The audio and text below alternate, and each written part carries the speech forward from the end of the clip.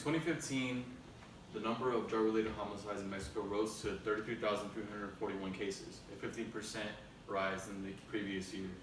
Good afternoon, my name is Devin Avila, and today I will be persuading you to understand why many immigrants come to the United States to get a better life from Mexico.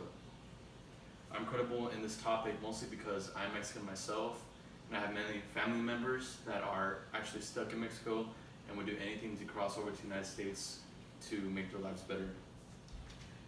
My main points for this topic are that the Mexican cartel basically runs the Mexican government, and the drug violence takes a lot of innocent lives of people that do not really need to die.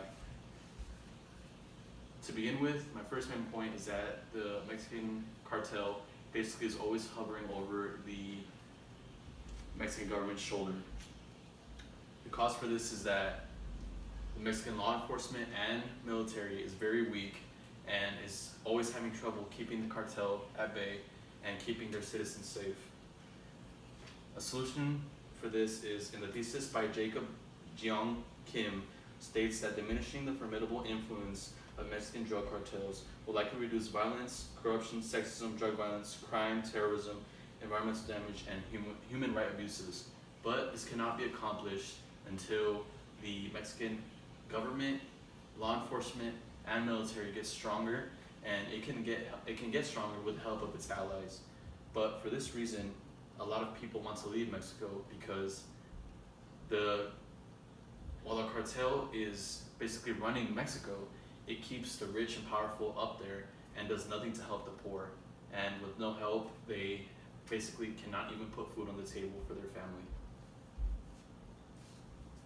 My second main point is that drug violence in Mexico takes a lot of innocent lives.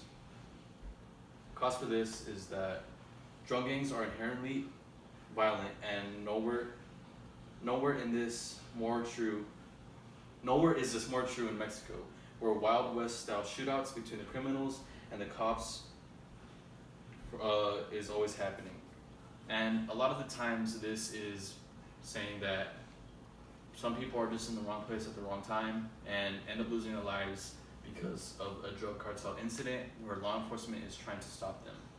A solution for this, I think, is that law enforcement needs to change their main focus on killing the bad guys and should focus more on keeping their citizens safe, helping them out, getting them out of the area, so that way less lives are lost during drug complications.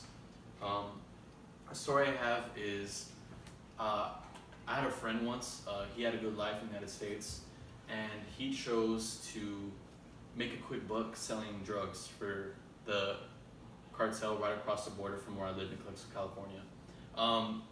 However, this backfired on him because once you're in it, you basically can't get out. He lost everything, he's stuck in Mexico now, and he's basically a drug mule for them. Here I have a graph showing the years of drug violence and how it spiked over the years. As you can see, from 2007 to 2009, it was relatively low and had a spike. 2010 to 2011, went back down again, and 2017 and on, it has just gone higher and higher. In conclusion, I believe that everyone should understand as to why immigrants come over to the United States illegally to have a better life for themselves. Because for this reason, my reasons for this are that the drug cartel basically runs the government of Mexico, and of all the drug violence and innocent lives are not to be lost.